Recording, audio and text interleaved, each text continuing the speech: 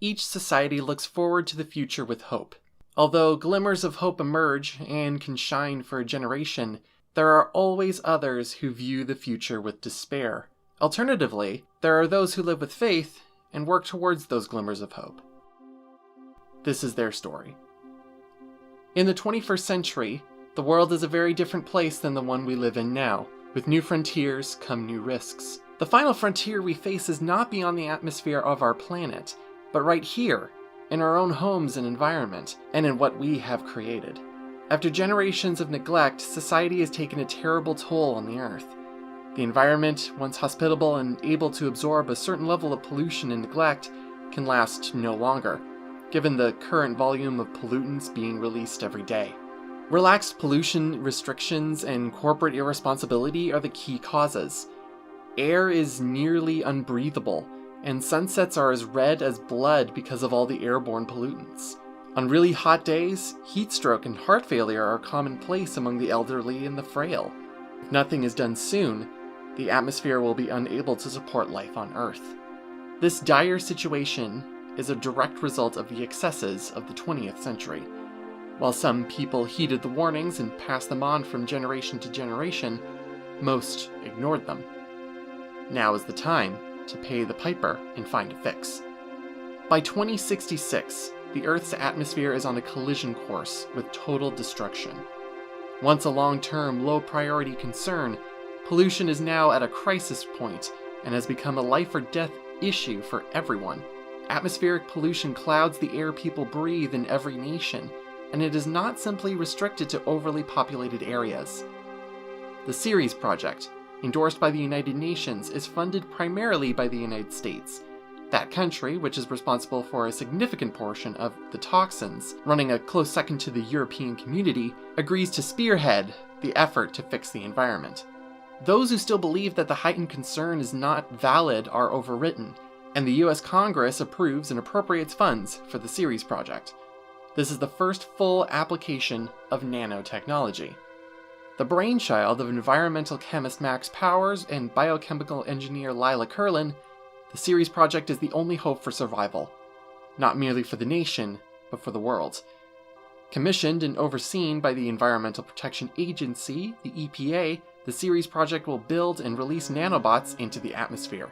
With luck, these nanobots will restore the ozone layer, counter the greenhouse effect, and turn toxic fumes into innocuous vapors.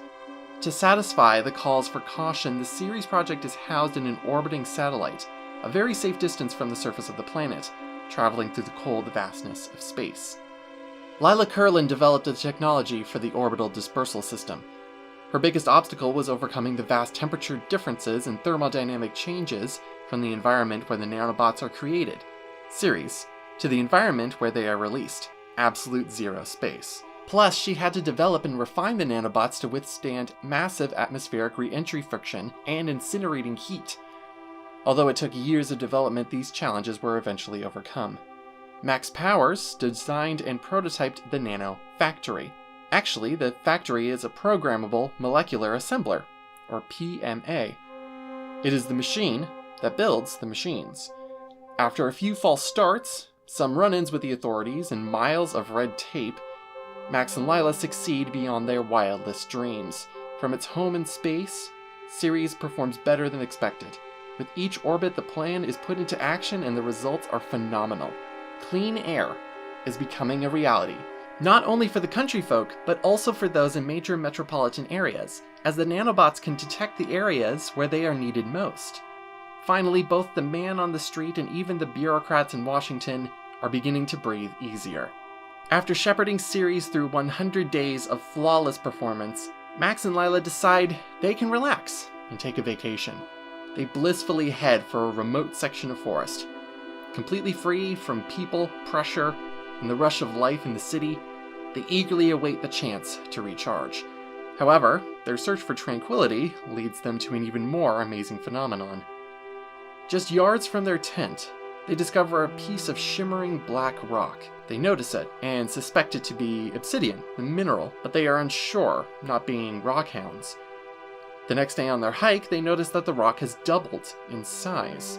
At first, they can't believe it, But as good scientists, they take measurements and conduct experiments. Their research confirms their suspicions. The rock is growing.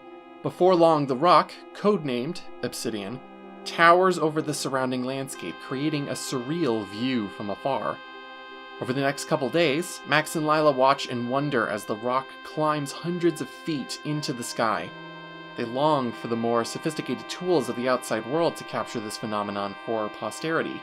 But, armed with just a camera and their powers of observation, they charge on.